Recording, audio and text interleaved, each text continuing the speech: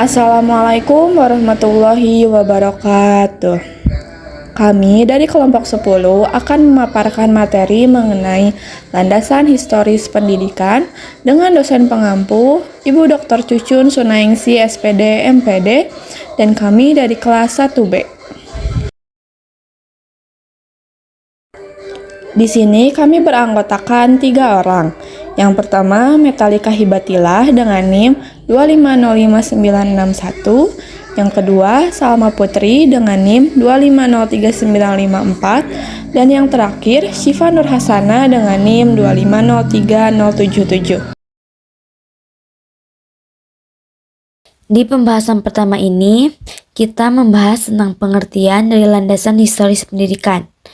Landasan historis pendidikan adalah dasar yang menjelaskan perkembangan sistem pendidikan dari masa lalu hingga masa kini. Melalui pendekatan historis, kita menyadari bahwa pendidikan selalu beradaptasi dengan kebutuhan masyarakat.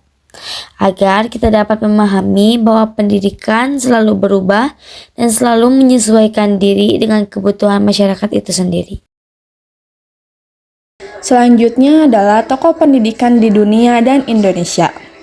John Dewey adalah tokoh pendidikan progresif yang menekankan pembelajaran berdasarkan pengalaman dan aktivitas siswa.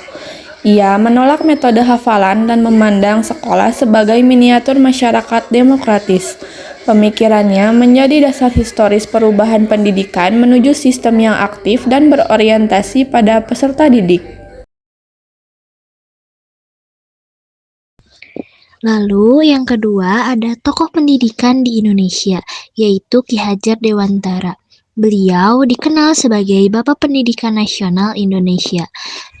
Beliau memperjuangkan pendidikan yang merdeka dan berkarakter dan juga menolak sistem kolonial yang menindas melalui taman siswa. Nah, beliau juga mempunyai prinsip yaitu ing ngarsa sung tulodo ing madya mangun karso tuturi handayani. Nah, prinsip ini menjadi landasan historis pendidikan nasional yang humoris dan berbudaya. Paulo Freire adalah tokoh pendidikan kritis yang menolak sistem pendidikan menindas. Ia menekankan dialog dan kesadaran kritis atau conscientization agar peserta didik mampu memahami dan mengubah realitas sosial. Pemikirannya menjadi landasan historis pendidikan pembebasan yang menekankan keadilan dan kesetaraan. Lalu selanjutnya ada perkembangan pendidikan di Indonesia. Nah, perjalanan sejarah pendidikan di Indonesia dimulai dari masa tradisional saat pendidikan berlangsung dalam keluarga dan masyarakat. Nah, anak-anak diajarkan nilai moral, gotong royong, dan juga tanggung jawab melalui keteladanan.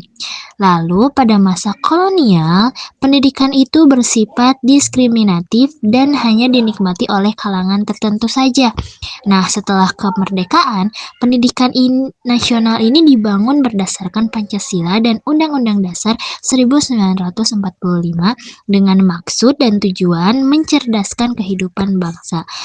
Namun, sampai saat ini, tantangan itu masih ada, mulai dari pemerataan akses pendidikan, kualitas tenaga pendidik, sampai penguatan nilai karakter bangsa. Lalu selanjutnya ada studi kasus. Nah, contohnya itu di SD Muhammadiyah 4 Batu, yaitu di Jawa Timur.